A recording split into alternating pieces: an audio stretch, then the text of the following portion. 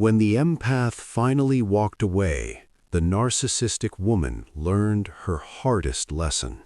You would think the end would be a roaring explosion, but it wasn't. It was completely silent. For years, this guy was a fountain, and she just drank from it. But on this day, he just turned off the water. He didn't break down, he just walked away. And the drought that followed taught her the craziest lesson she would ever learn. It was like they were a lock and a key, but the lock was broken and designed to trap the key inside. The empath feels everything, and the narcissist needs to be the center of the universe. He didn't just see her charm, he saw the cracks in her foundation and thought he was the only one who could fix them. And she basked in the glow of his constant attention. At first, it's intoxicating. They call it love bombing, and it's like being in a desert and finally finding someone who offers you water, only it's from a fire hose. The empath thought it was the oasis he'd been searching for, but he was actually just a resource she needed to survive. It was a one-way street, where he was paving the road and she was using the bricks to build a monument to herself. He ended up becoming her 24/7 emotional handyman, taking the blame for every leak and crack. His entire world was demolished to make room for hers.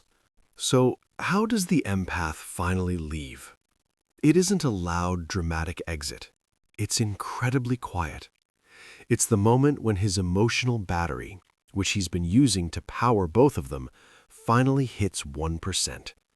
He sees the toxic pattern on a loop. She starts a fire, he rushes in to put it out, there's a moment of peace, and then she's striking another match.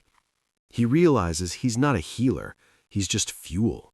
He thought he was a gardener tending to a wilting flower, but he was watering a weed that was choking the life out of him. The final straw isn't anger, it's clarity. It's realizing that being a medic who gives away your own blood supply isn't compassion, it's self-betrayal. He isn't leaving to punish her, he's leaving because it's the only way to survive. He finally pointed that fire hose of compassion back at himself, and everything changed forever.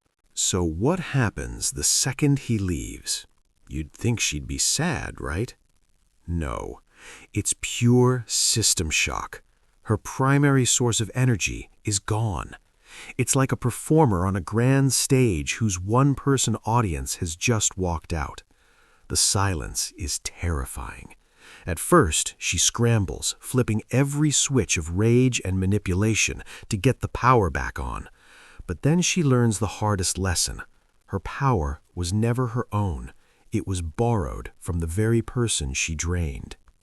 Meanwhile, the empath is on his own incredible journey.